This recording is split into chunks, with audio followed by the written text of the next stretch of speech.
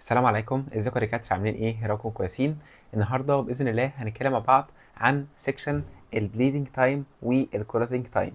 مبدئيا عاوز اقول لك ان السيكشن ده في غايه الاهميه. طيب ليه؟ لانك في نهايه السيكشن ده هتكون عارف ايه الاختبارات اللي بنعملها عشان نعرف اذا كان الشخص ده عنده سيوله في الدم، يعني الشخص ده عنده احتماليه ان هو ينزف ولا لا. يعني مثلا نفترض افتراض ان مثلا ده صباع، تمام؟ حد مثلا اتعور بسكينه، الطبيعي ان شخص هيفضل ينزف بس كده كام نقطه دم، حاجه صغيره خالص، بعدين النزيف ده هيقف. تمام، ده طبيعي جدا. اما اللي مش طبيعي ان النزيف ده يطول، ان ممكن حد يتعور فتلاقيه عمال ينزف لمده طويله جدا. يعني الطبيعي ان لو حد اتعور ان النزيف ده يقف في خلال، يعني في الاغلب كده اقل من 5 دقائق. اما لو لقيت ان حد بينزف ومثلا لقيت اكتر من ربع ساعه يبقى اكيد ده ابنورمال. تمام.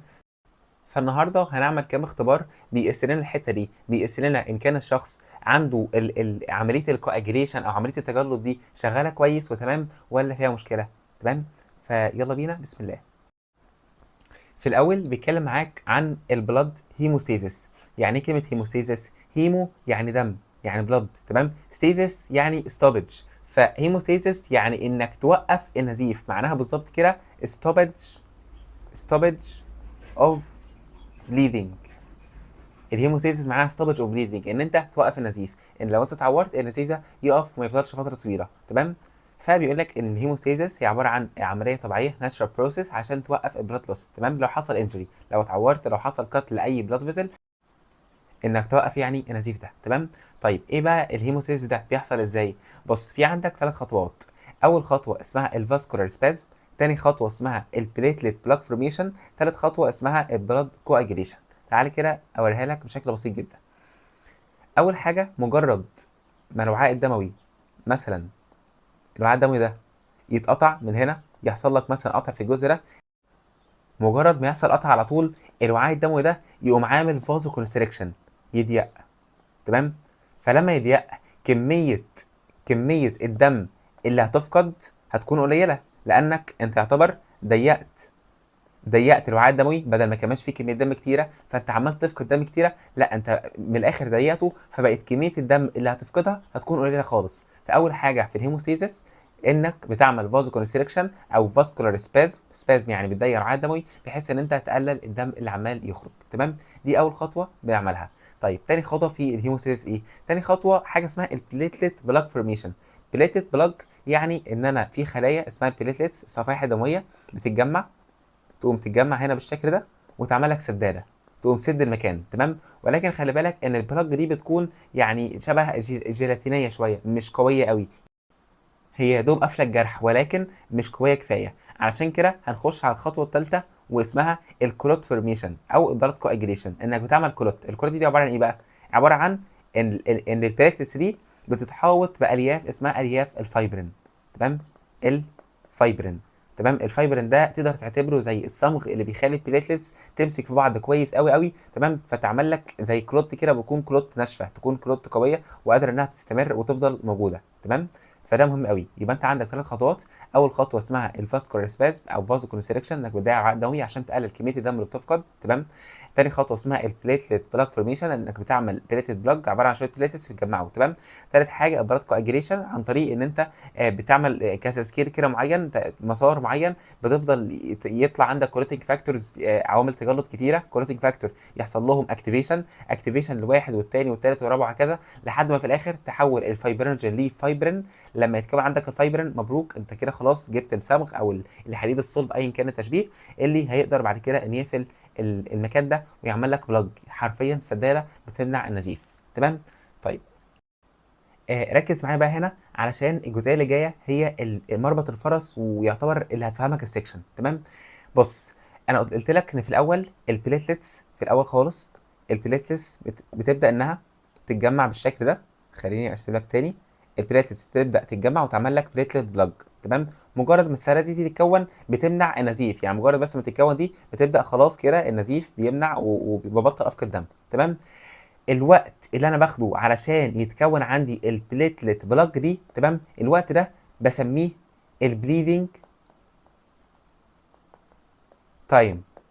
تمام. يبقى تاني، البليدنج تايم هو الوقت اللي انا باخده علشان اوقف النزيف. الوقت اللي انا باخده علشان من الاخر اكون بليتلت بلاج ونزيف ده يقف، بدل ما انا عمال افقد دم لا خلاص كده نزيف وقف. تمام.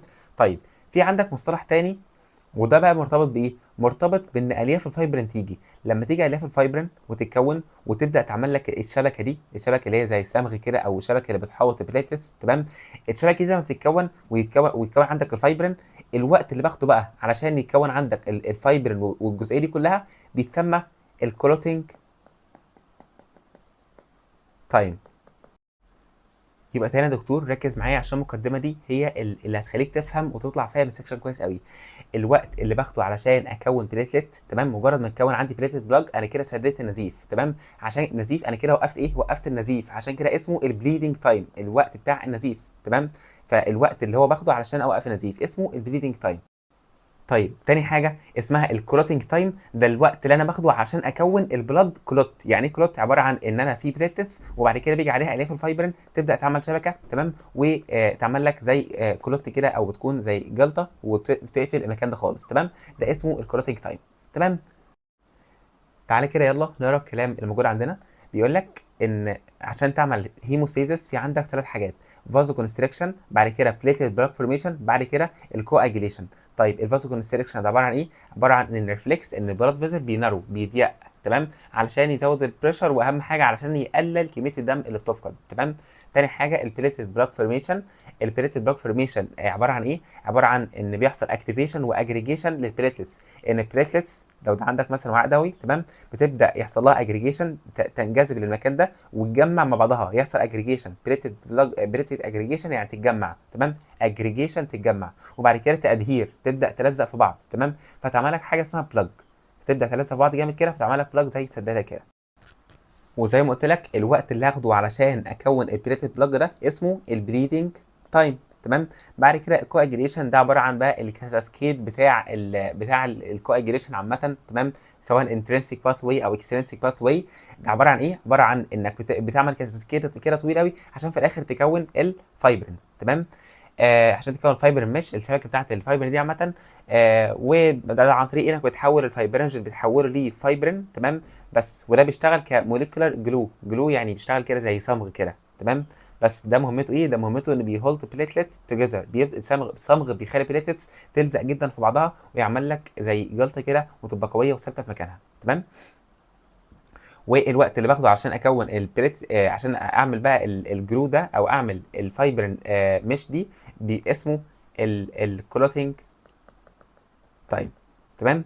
طيب هنا بكلمك نفس الكلام، مراحل بتاعه البلاد كلوتينج. اول مرحله فاسكولار سبازم، تاني مرحله بليتد بلاك فورميشن، ثالث مرحله الكواجيليشن. تمام. وده عن طريق الكواجيليشن فاكتورز، عوامل التجلط. تمام.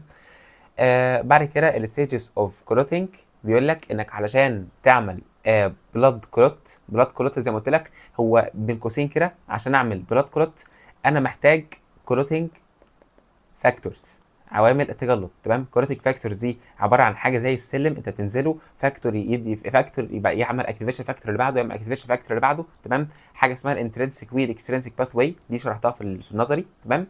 في الاخر الحاجات دي هتبدا تعمل لك ايه؟ هيوصلك لحاجه اسمها الكومن باث واي. الكومن باث واي انك بتحول البروثرومبين لثرومبين. تمام. بعد كده الثرومبين ده بيحول الفايبرينوجين لفايبرين. والله انت كل اللي يهمك في الجزئيه دي كلها انك في الاخر كونت الفايبرين. تمام. بس فكولوتنج يبقى انت هدفك تكون فايبرين، بس دي الفكره ببساطه. تمام. طيب نتكلم بقى اول حاجه ودي جزئيه مهمه وهي البليدنج تايم. البليدنج تايم عباره عن ايه؟ عباره عن الوقت اللي انا باخده علشان النزيف يقف. تمام. هو التايم تيكن فور بليدنج تو ستوب، يعني الوقت اللي باخده علشان النزيف يقف. تمام. بس او نفس المسمى بتاع التايم فور تو فورم ا بليتد بلاج، الوقت اللي باخده علشان اعمل بليتد بلاج، هي عشان لما تتكون كده كده هي اللي توقف النزيف. تمام. بس مهمته ايه؟ ده بيقيس لك ببساطه هو بقول لك الوقت اللي باخده، الوقت اللي باخده عشان اكون بليتلت بلاج. فده معناه ان انا بقيس الوظيفه بتاعت البليتلتس، لو البليتلتس وظيفتها كويسه وعددها كويس وشغاله كويس، في الحاله دي هيتكون عندي بليتلت بلاج ونزيف هيقف في وقت محترم في وقت قياسي. طيب نفترض ان البليتلتس فيها مشكله، البليتلتس مثلا عددها قليل، في الحاله دي البليدنج تايم هيبدا ان هو يزيد، هيحصل لي مشكله. فهو من الاخر بيقيس لك البليتلت فانكشنز، الوظيفه بتاعت البليتلتس. تمام. النورمال فاليو الوقت الطبيعي للبليدنج تايم من دقيقه ل5 دقائق. طبعا الارقام دي كل جايد لاين بيكون ارقام مختلفه، ولكن احفظ اللي عندك اللي هو النورمال بتاع البليدنج تايم من دقيقه ل5 دقائق. تمام. طيب ازاي بقى بقيسه؟ وده الجزئيه اللي تهمك. انت ان شاء الله في الامتحان هيجي لك رسمه زي دي او الصوره دي، تمام، وهيقول لك اسم تيست ايه. اول سؤال هتقول له ده البليدنج تايم، تمام. ممكن يسالك بقى اي سؤال تاني يقول لك والله النورمال بتاعه ايه، تقول له مثلا من دقيقه ل5 دقائق. طيب بيقيس لك ايه؟ بيقيس لك البريتد فانكشنز، ودي جزئيه مهمه جدا. طيب ازاي بقى بنعمل التيست؟ انا هشرحها لك الاول نظري، وبعد كده هوريك فيديو ان شاء الله على اليوتيوب بحيث ان احنا نطبق الكلام اللي انا هقوله لك. تمام. في الاول بيقول لك انك هتحتاج شويه ادوات كده زي الكحول سواب، زي كده شاشه كده على كحول مثلا، فلتر بيبر ورقه كده زي دي، تمام، ستوب واتش، تايمر عشان تحسب الوقت، و لانسنت بريك ثامب، يعني حاجه كده اللي هي بتغز الثامب، اللي هي عامله بالظبط كده زي اللي بنستخدمها علشان نقيس السكر. تمام. عارف لما نقيس لحد السكر احنا بنجيب كده زي ابره كده ونغز الثامب بتاعه، تمام، فنفس البتاعه دي بنستخدمها. تمام. المهم البروسيجر هنعمل ايه بقى؟ بص انت هتيجي على الثمب بتاع الشخص اللي هو الصباع الكبير، وهتجيب الابره بالشكل ده، وتبدا انك تغز المكان ده. تمام. هتديله غزه كده صغيره شكه. تمام. هيبدا يطلع عندك نقطه دم. تمام. يبدا ينزف كده، يطلع نقط دم كده صغيره خالص. تمام. طيب من وقت ما تغزه، مجرد ما تغز الشخص بتبدا تفتح الوقت، تبدا تشغل التايمر، تشوف الشخص ده هياخد كام دقيقه لحد ما النزيف ده يقف، او لحد يعني ما المكان ده يبطل يطلع دم تماما. تمام. طيب وبعدين بجيب الورقه اللي اسمها الفلتر بيبر دي، الورقه دي بالشكل ده، و بحط صباع شخص فوقها. تمام. وبعدين كل 30 ثانيه نقطه الدم اللي بتطلع بخليه يحط ايده على الورقه دي، بحيث ان هو اذا كانه بيبصم حرفيا. تمام. يبقى انا بعد 30 ثانيه، اول 30 ثانيه هيبدا يحط ايده بنقطه الدم اللي هتنزل في الشكل في المكان ده كده. تمام. هيكون في نقطه دم كبيره لان انت لسه غزه. بعد 30 ثانيه كمان، خلاص بعد 30 ثانيه كمان هيبدا يحط ايده مره ثانيه، لان هيكون في جمع زي نقطه دم، هيبدا برضو يبصم في المكان ده. تمام. طبعا هتكون صغرت. بعد كمان 30 ثانيه هيبدا يبصم. تمام. بعد كمان 30 ثانيه يبصم. تمام. اللي هي المره مثلا الرابعه. في المره الخامسه ما ظهرش حاجه خالص. تمام. يبقى 30 30 30 30.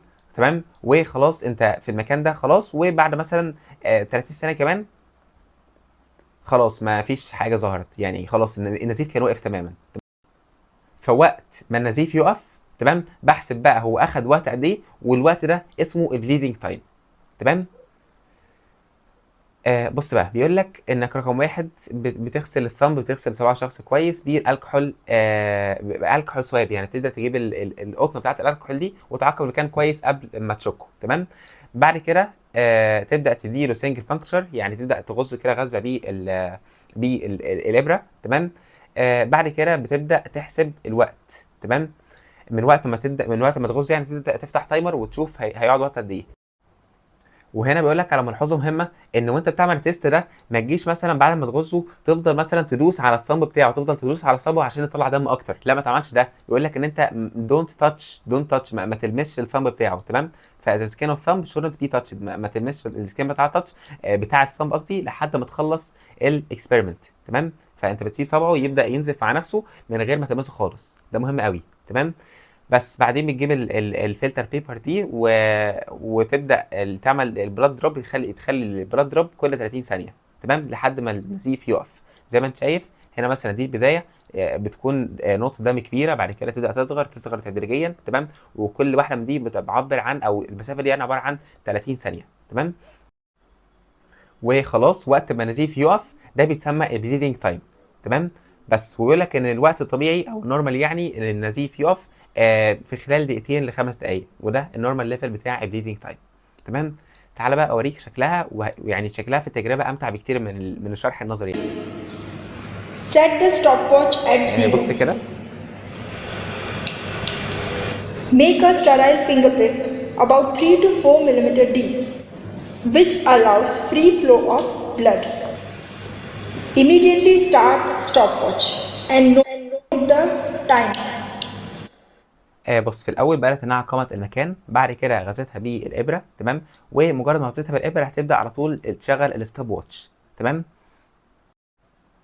Apply a filter paper on pricking site. It is 0 time. Apply the filter paper. بعد كده بتبدا اول نقطه تطلع دي يعتبر النقطه زيرو، تمام، اللي هي في الاول خالص. بعد كده كل 30 ثانيه بتبدا تحط صباح يعني على الورقه بحيث انها تطبع نقطه زياده، وهكذا لحد ما في الاخر النزيف بيقف. في الاخر بعد كده بنحسب بقى احنا عندنا كام نقطه، وبنضرب طبعا في 30 ثانيه اللي هي الوقت بتاعها. On pricking site at every 30 seconds in a sequence. Stop the stopwatch as soon as bleeding stops. بس دلوقتي النزيف وقف خلاص، فخلاص وقف يا باشا الستوب واتش، واحسب بقى عدد النقط كام. دلوقتي هتوريك ازاي بنحسبها. Paper. Conclusion. Count the drops starting from بس النقطة في الأول دي نقطة زيرو، وهي النزيف واقف عند النقطة يعني رقم 5، تمام. فأنت تضرب 5 في 30 اللي هي الوقت بتاعهم، فهيديك تقريبا يعني 2.5 دقيقة. بس دي كده ببساطة الفكرة بتاعة البليدنج تايم. وبالمناسبة انت ممكن تعمله في البيت عادي، يعني التيست سهل خالص. كل اللي هتعمله انك في صيدلية هتجيب يعني الإبرة دي وتبدأ تعمله عادي جدا. التيست بسيط خالص يعني. يبقى احنا كده بفضل الله خلصنا البليدنج تايم، فرمناه كشرح وكنظري وكعملي وككل حاجه، تمام. طيب نخش بعد كده على اخر حاجه في البليدنج تايم، وهي الكلينيكال ابلكيشن. يعني الموضوع ده هستفيد بيه في ايه بقى؟ الموضوع ببساطه بيقول لك ايه اللي هيحصل لو لقيت ان البليدنج تايم حصل له برولونجد، يعني زاد. يعني مثلا الشخص بدل ما النزيف يقف في خلال دقيقتين، دقيقتين ونص، لا النزيف مثلا وقف في خلال مثلا 8 دقائق او 10 دقائق، تمام. ده معناه ان حصل برولونجد في بليدنج تايم، تمام. طيب ده معناه ايه؟ ده معناه ببساطه ان البليتلتس ماهاش شغاله كويس. احتمال كبير تكون بليتلتس فيها مشكله. يبقى اول حاجه افكر فيها ان يكون في عنده بليتلت ديسفانكشن، في مشكله في البليتلتس، ده اول حاجه. طيب تاني حاجه ممكن يكون هو ماشي على دواء معين زي الاسبرين مثلا. دواء الاسبرين ده من الدواء اللي من الحاجات اللي بتعمل لك سيوله في الدم، تمام، لانه بيقلل البليتلت اجريجيشن، بيقلل التجمع بتاع البليتلتس وانها تعمل لك بليتلت بلاد، تمام. الاسبرين الادويه اللي بتعمل كده، تمام. فعشان كده لو حد ماشي على الاسبرين هتلاقي البريدنج تايم بتاعه هتلاقيه اكتر من النورمال يعني، تمام. فده تاني سبب، وده برضه حاجه مشهوره، تمام. ممكن يكون بسبب ثرومبوسايتوبينيا. ثرومبوسايتوبينيا يعني نقص في العدد بتاع البليتلتس، تمام. يبقى بليتلت ديسفانكشن نقص في الفانكشن، نقص في الوظيفه. اما الثرومبوسايتوبينيا نقص في العدد. بس فالموضوع سهل خالص. يبقى البليدنج تايم لو زاد ده معناه ان ما تكونش عندي بليتلت بلاد بشكل كويس. طيب ده سببه ايه؟ ممكن يكون بسبب حاجه في البليتلتس، انها يا اما تكون عندها ديسفانكشن يعني ويك، يعني ضعيفه فيها مشكله في الوظيفه بتاعتها، او مشكله في العدد، تمام. يبقى حاجتين خاصين بالبليتلت، بليتلت ديسفانكشن او ثرومبوسيتوبينيا اللي هي نقص في البليتلتس. ممكن يكون الشخص بياخد ادويه معينه زي الاسبرين مثلا، او ممكن يكون مثلا في مشكله في البلاد فيزل وول، في الجدار بتاع الوعي الدموي نفسه هو اللي فيه مشكله، تمام. هنتكلم دلوقتي ان شاء الله عن تاني حاجه في سيكشن، وهي الكلوتينج تايم. الكلوتينج تايم زي ما قلت لك هو الوقت اللي انا باخده عشان اكون الكلوت. الكلوت يعني ايه؟ يعني بليتلتس زائد فايبرين. طب الفايبرين ده بيجي ازاي بقى؟ لا يا باشا ده مشوار طويل قوي، تمام. حاجه اسمها الكواجيليشن كاسكيد، تمام. كورتنج فاكتورز كده كتيره مع بعض في الاخر بتؤدي في الاخر انك تكون يعني الفايبرين ده، تمام. عشان كده هتلاحظ ان الكورتنج تايم بياخد وقت اكتر من البليدنج تايم، تمام. بس بقول لك الريبورت بتاعته ايه؟ ده بيشخص لك حاجه اسمها الهيموفيليا، وهو مهم جدا عشان تراقب الانتي كواجلانت ثيرابي. بص، انت علشان تكون فايبرين في عندك كاسكيد كده معين، عباره عن ان في كلوتنج فاكتورز معينه، تمام. بتبدا واحد ينشط التاني، واحد ينشط التاني، يبداوا ينشطوا بعض لحد ما في الاخر يبدا يكون لك الفايبرين، تمام. فببساطه كده الكلوتينج تايم ده بيقيس لك الوظيفه بتاعه الكلوتينج فاكتورز بكل اختصار. يبقى اللي فات اللي هو البليدنج تايم بيقيس لك وظيفه البليتلتس، اما الكلوتينج تايم بيقيس لك وظيفه الكلوتينج فاكتورز، هل هي شغاله كويس ولا لا، تمام. طيب في مشكله عند بعض الناس ان بيكون عنده شخص عنده هيموفيليا يعني نقص في واحد من الكلوتينج فاكتورز، تمام. في عندك هيموفيليا A وهيموفيليا B وهيموفيليا C. هيموفيليا A مثلا دي الاشهر، بيكون نقص في الكلوتينج فاكتور رقم 8، وافتكر الايه هيموفيليا A كلوتينج فاكتور رقم 8، تمام. فببساطه كده لو شخص عنده نقص في الكورتيك فاكتور مش هقدر ان انا الكورتين كاسكيد ده يمشي كويس، وبالتالي مش هقدر اكون فايبرين. تمام، وبالتالي الكورتيك تايم هيبدا ان هو طبعا يزيد اكتر من اللازم. تمام، فبيقول لك البورس بتاعته ان انا ممكن اشخص بيه الهيموفيليا ازاي. هلاقي الكورتيك تايم ده زاد اكتر من اللازم، يبقى اكيد الشخص ده او في احتماليه ان يكون عنده نقص في احد الكورتيك فاكتورز، وبالتالي ممكن يكون عنده هيموفيليا. تاني استخدام ليه وده الاهم هو الشيف ابلكيشن، التطبيق يعني الاهم بالنسبه للتست ده، ان انا براقب الانتي كواجلانت ثيرابي. ممكن اكون مثلا مريض قلب مثلا، عنده مشكله في شرايين القلب، فانا ماشيه على دواء زي الوارفرين. تمام، الوارفرين ده عباره عن انتي كواجلانت. تمام، فانا محتاج ان انا اقيس بقى الانتي كواجلانت ثيرابي ده، اقيس الوارفرين دوت شغال كويس ولا لا. وبرده عشان اتاكد ان انا ما بديش الوارفرين ده بجرعه زايده قوي، وبالتالي مزوده عنده جامد الكروتينج تايم، وبالتالي الشخص ده عرضه ان هو يحصل له نزيف ومشاكل. تمام، فانا من الاخر انا بمونيتور الانتي كواجلانت ثيرابي، بتاكد او بعمل مونيتور كده للدراج او الانتي كواجلانت. تمام، بس طيب ايه النورمال فاليو بتاع الكروتينج تايم؟ من 5 ل 15 دقيقه، وزي ما قلت لك بياخد شويه وقت، لانه الكورتين كاسكيد ده بياخد شويه وقت عامه، يعني بسبب ان في عندك كورتين فاكتور كتير بيبدا يحصل لها اكتيفيشن. تمام، بعد كده هتكلم معاك عن التجربه والحاجات اللي انا هحتاجها. هحتاج ايه؟ هحتاج اول حاجه الكابيلاري تيوب. تمام، وبتكون نون هيبرنايزد، يعني تيوب ما فيهاش هيبرين. انا عاوز ان الدم يحصل له تجلط، وبالتالي انا مش هحط ماده تمنع التجلط، فانا مش هحط فيها هيبرين، فهتبقى عباره عن كابيلاري تيوب عاديه خالص. تمام، انبوبه كده رفيعه خالص هتشوف شكلها. والكحول سواب طبعا، عشان عادي، عشان برضه انا هشك الشخص عادي نفس الغسل اللي شكيته له المره اللي فاتت، فلازم اجيب الكحول اعقم المكان، واللانسنت والبلاستيسين والووتر باس. طيب بص، البلاستيسين ده عباره عن ايه؟ ده عباره عن حاجه كده زي كده زي صلصال، بنقفل بيه الانبوبه. تمام، بنقفل بيه الطرف بتاع الانبوبه. تمام، اسمه بلاستيسين. طيب نخش بقى على طول على البروسيجر، ازاي بنعمل التست ده. في الاول بنبدا نجيب برضو الصباع بتاع الشخص عادي جدا. تمام، نجيب الفينجر بتاعه. تمام، اي صباع مثلا، يعني ممكن نستخدم مثلا الرينج مثلا، ونبدا نجيب الكحول ونطهر المكان كويس. بعد كده نبدا نعمل بريك، يعني نبدا نغزه في المكان ده. تمام، بعدين بيبدا يطلع دم عادي جدا. بعدين اجيب الكابيلاري تيوب دي، اجيب الانبوبه دي، شايف رفيعه جدا، ببدا اجيب الانبوبه واشيل يعني السداده بتاعتها دي، بشيل السداده. بشيلها ليه؟ علشان ببدا اجيب الطرف الثاني بتاعها والزقه في المكان ده، في المكان بتاع نقطه الدم. طب ايه اللي هيحصل لما اجيب انبوبه رفيعه جدا واقربها للمكان بتاع الدم؟ في حاجه كده ولاد اسمها الكابيلاري اكشن، معناها ان لو في عندك انبوبه رفيعه جدا زي الانبوبه دي، وفي عندك سائل زي الدم، هتلاقي ان الدم تلقائيا بيتحرك جواها وبيتسحب جواها من غير اي حاجه، من غير ما انت مثلا ما تشفط من ناحيه ثانيه او تجيب اي حاجه بتشفط او ايا كان، لا خالص، من غير اي حاجه. مجرد بس انك جبت انبوبه رفيعه وقربتها لسائل زي الدم او ميه او ايا كان، يعني هيبدا ان هو على طول يتسحب لجوه. تمام، فدلوقتي خلاص انت عندك الانبوبه اتملت بالدم، تبدا تجيب البلاستيسين اللي هو الصلصال ده، وتبدا تقفل بيه الانبوبه بس. وبقى خلاص كده، انت ليه تقفلها؟ عشان تمنع ان الدم ده يعني ينزل تاني او ينزل من الانبوبه يعني. تمام، طيب وبعدين بتيجي بعد 30 ثانيه، انت عندك الانبوبه هي بالشكل ده. تمام، تيجي بعد 30 ثانيه وتبدا تكسر الجزء ده من الانبوبه، تبدا تكسر حته من الانبوبه. تمام، لما تكسر الجزء ده، تمام، هيتفصل عندك بالشكل اللي انت شايفه ده اهو. انا كسرت الجزئيه دي.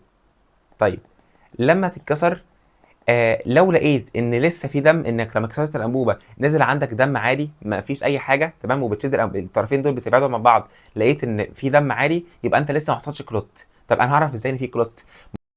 لما الاقي ان انا كسرت الانبوبه وببعد طرفينها عن بعض، هلاقي كده في خيط رفيع ما بينهم، في خيط رفيع كده عباره عن الفايبرين. تمام، فالخيط الرفيع ده لما يتكون، ده معناه ان انا بدا يتكون عندي كلوت، وان انا ده الوقت بتاع الكلوتنج تايم. تمام، فهستنى كمان 30 ثانيه وابدا خلاص انا كسرت من هنا، هبدا اكسر في الجزئيه اللي بعدها هنا مثلا. تمام، فهيبقى عندي جزئين.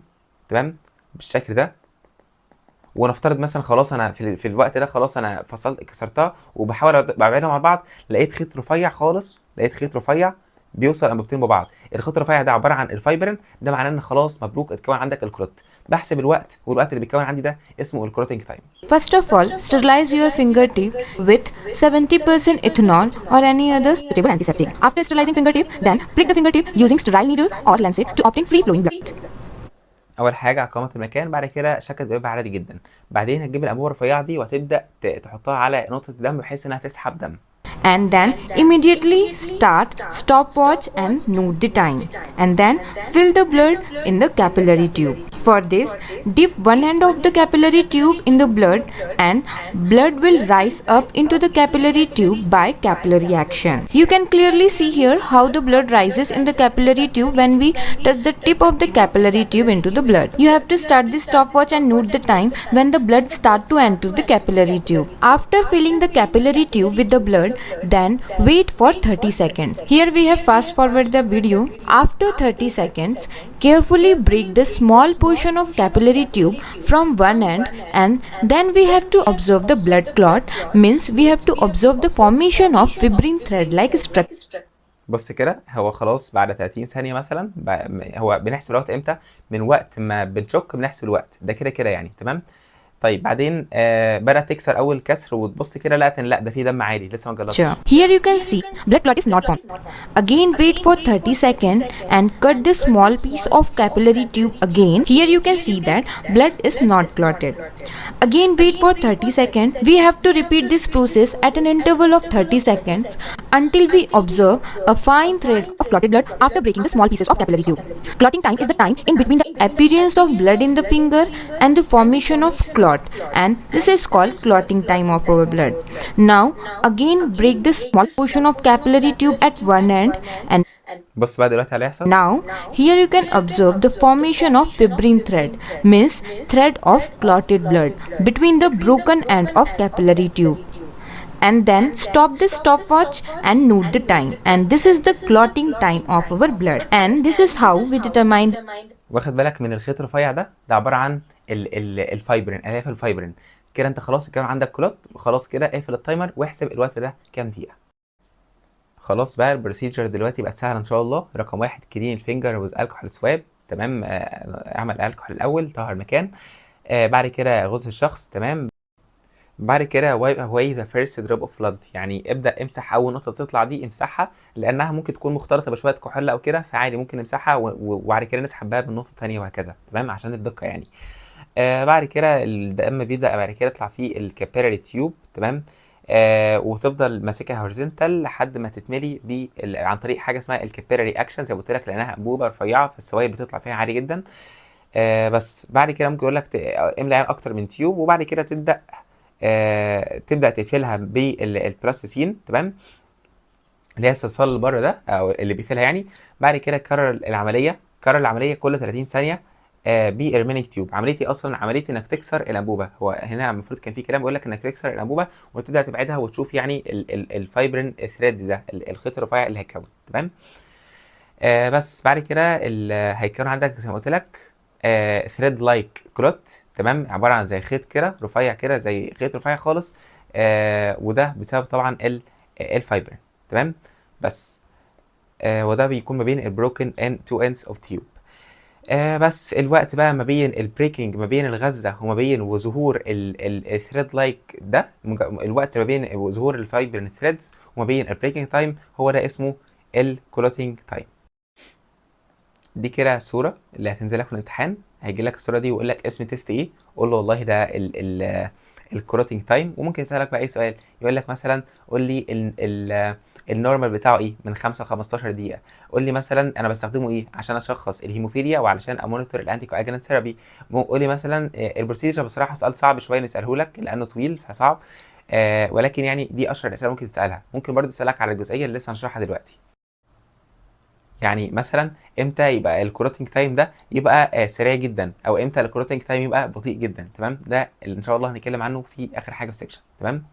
فدلوقتي هنتكلم عن اول حاجه، وهي امتى يكون الكلوتينج تايم تو كويكلي، يعني الدم مجرد ما تطلعه بره الانبوبه بعد مرور وقت قليل، بعد مثلا مرور دقيقه او دقيقه ونص، تلاقي ان خلاص الدم عندك اتجلط. تمام. وتكون عندك الفايبرين ثريدز دي. تمام. فالدم حصل له كلوت تو كويكلي بسرعه جدا. تمام. ده معناه ايه؟ ده معناه ان عمليه التجلط حصلت باسرع من المعتاد. ده غالبا سببه ان الشخص ممكن يكون بياكل اكل فيه كميه فيتامين كي كتيره. تمام. فيتامين كي من الحاجات المهمه عشان تصنع الكلوتينج فاكتورز. تمام. وبالتالي لما تصنع كلوتينج فاكتورز كتير ده هيبدا يزود عندك شويه عمليه الكواجريشن. تمام. فممكن يكون بسبب ان الشخص بياكل اكل كتير فيه فيتامين كي. تمام. زي ايه؟ زي الليفر، الكبد عامه، والبروكلي، التشيك بيز، الجريت تي، ايا كان يعني اكلات كتير قوي. تمام. التشيك بيز بالمناسبه ده اللي هو الحمص يعني. تمام. بس ممكن يكون سبب ثاني يكون عامل الشخص زياده يعني في الكواجريشن. ده ممكن يكون بسبب ان تكون بنت بتاخد حبوب منع الحمل. تمام. استروجين containing medications اللي هي طبعا يعني بيكون ايه؟ عباره عن الكونتراسيبتيف بيلز. تمام. او البيرث كنترول بيلز اللي هي حبوب منع الحمل. حبوب منع الحمل بيكون موجود فيها استروجين. تمام. والاستروجين من الحاجات اللي بتزود التصنيع بتاع الكلوتينج فاكتورز. بيروح للكبد، بيروح الليفر، ويخليه يزود تصنيع الكلوتينج فاكتورز، وبالتالي بيزود عمليه التجلط عند البنت. تمام. وبرده في نفس الوقت الاستروجين بيقلل تصنيع حاجه اسمها الانتي ثرومبين 3 اللي عباره عن انتي كواجلانت. ده حاجه مضاده للتجلط برده بيقللها، فبيقلل المضاد للتجلط ويزود العوامل بتاعه التجلط، وبالتالي ده في النهايه بيخلي الدم يتجلط بسرعه. تمام. ده في حاله الاستروجين كونتيننج ميديكيشنز اللي هي حبوب منع الحمل. او ممكن في بعض يعني ممكن ليه استخدامات ثانيه كاستروجين يعني كهرمون ريبليسمنت ثيرابي. هرمون ريبليسمنت ثيرابي يعني ان انا بدي الست بعد سن اليأس، بعد سن 40، بعد مينوبوز مثلا، ببدا اديها استروجين لان هي خلاص جسمها بيبطل يفرزه او بيفرز بكميه قليله قوي، فانا ممكن اديها استروجين كريبليسمنت ثيرابي. تمام.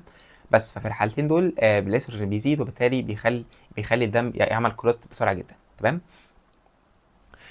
طيب اخر حاجه ايه الحاجات بقى اللي بتخلي الكلوت تو سلولي؟ الحاجات اللي بتخلي الشخص يتكون عنده جلطات ببطء جدا، يعني من الاخر بيزود الكلوتينج تايم. تمام. بيزود الوقت بتاع الكلوتينج. تمام. يعني ممكن ياخد مثلا وقت طويل، ممكن يقعد اكتر مثلا من ربع ساعه. تمام. ايه الحاجات اللي ممكن تخلي الكلوتينج تايم يزيد؟ اول حاجه طبعا وهي الانتي كواجلانتس. بص عشان تكون متفاهم الفكره كلها متمحوره حوالين الكلوتينج فاكتورز. تمام. الكلوتينج فاكتورز. تمام. فاول حاجه ان الشخص بياخد ادويه مضاده للتجلط، الانتي كواجلانتس، ادويه اصلا بتقلل الاكتيفيشن بتاع الكلوتينج فاكتورز. تمام. فلو اخد ادويه زي دي ده هيزود طبعا الكلوتينج تايم او هيخلي الدم يعني يتجلط ببطء. تمام. تاني حاجه لو المصنع اللي بيصنع الكلوتينج فاكتورز فيه مشكله، لو الكبد فيه مشكله، لو شخص عنده ليفر سيروزس مثلا او اي مشكله في الكبد، ليفر بروبلم، ده هيعمل له برده مشكله. تمام. تالت حاجه فيتامين كي ديفيشنسي، لان الفيتامين كي من الحاجات اللي مسؤوله عن تصنيع الكلوتينج فاكتورز، من الحاجات المسؤوله عن تصنيع الكلوتينج فاكتورز اللي هم اسمهم ايه؟ 1972، اللي هو رقم 10 و9 و7 و2 المسؤول عن تصنيعهم فيتامين كي. فلو في نقص فيتامين كي هيقل عندك تصنيع الكلوتينج فاكتورز. تمام. بس وبعدين في الاخر بيقول لك other substance in your body that hinder the work of clotting factors. اي حاجه في جسمك تقلل الشغل بتاع الكلوتينج فاكتورز، ده برده هيبدا ان هو يعمل لك نفس المشكله. تمام.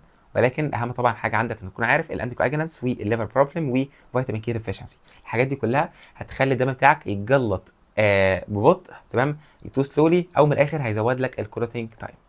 تمام. بس كده يا دكاتره، هذا وبالله التوفيق. يعني حاولت ان انا اخلي السكشن ممتع بالنسبه لكم اكتر، يعني بحيث انك تفهمه ان شاء الله ويثبت معاك، وحتى في حياتك ان شاء الله تعرف ان انت تستفيد بيه. بس كده، ربنا يوفقكم والسلام عليكم.